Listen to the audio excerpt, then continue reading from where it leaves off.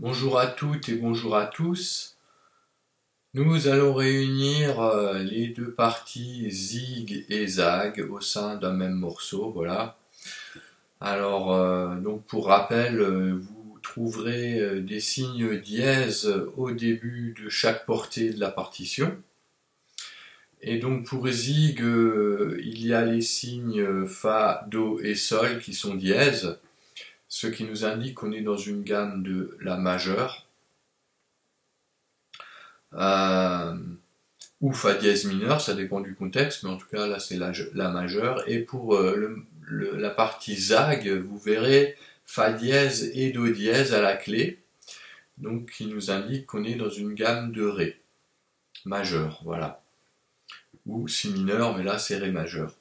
Donc comme dit, c'est vraiment un exercice pour comprendre cette notion, hein. On pourrait très bien écrire le morceau dans une seule tonalité, hein, voilà, mais bon, là c'est vraiment pour l'explication ciblée de cette notion de note altérée, que ce soit dièse ou bémol, à la clé, qu'on peut trouver sur les différentes partitions, voilà. Donc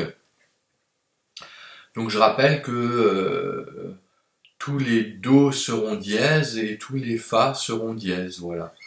Alors, bien sûr, dans la première partie zig, il y a le sol dièse qui est indiqué, mais bon, on ne jouera pas de sol dièse dans cette partie zig. Par contre, on jouera un sol naturel dans la partie zag, et c'est pour ça que il n'y a pas l'altération dans cette partie-là qui est indiquée au début de la portée pour la note sol. Voilà. Donc, je vais interpréter ce morceau donc une première fois en disant le nom des notes et à la reprise uniquement avec le son de la guitare.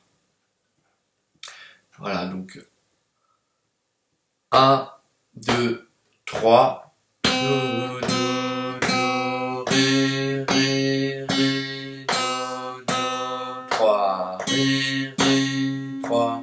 Do, ré, do, ré, do, ré, do, ré, do, 2, 3. Fa, fa, fa, sol, sol, sol, fa, fa, 3. Sol, sol, 3. Fa, sol, fa, sol, fa, sol, fa. Sol, fa, 2, 3 reprises.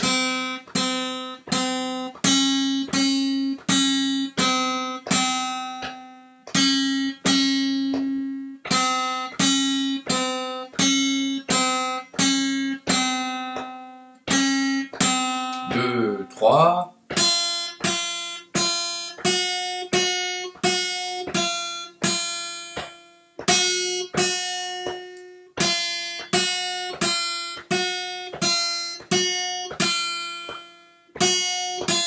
2, 3.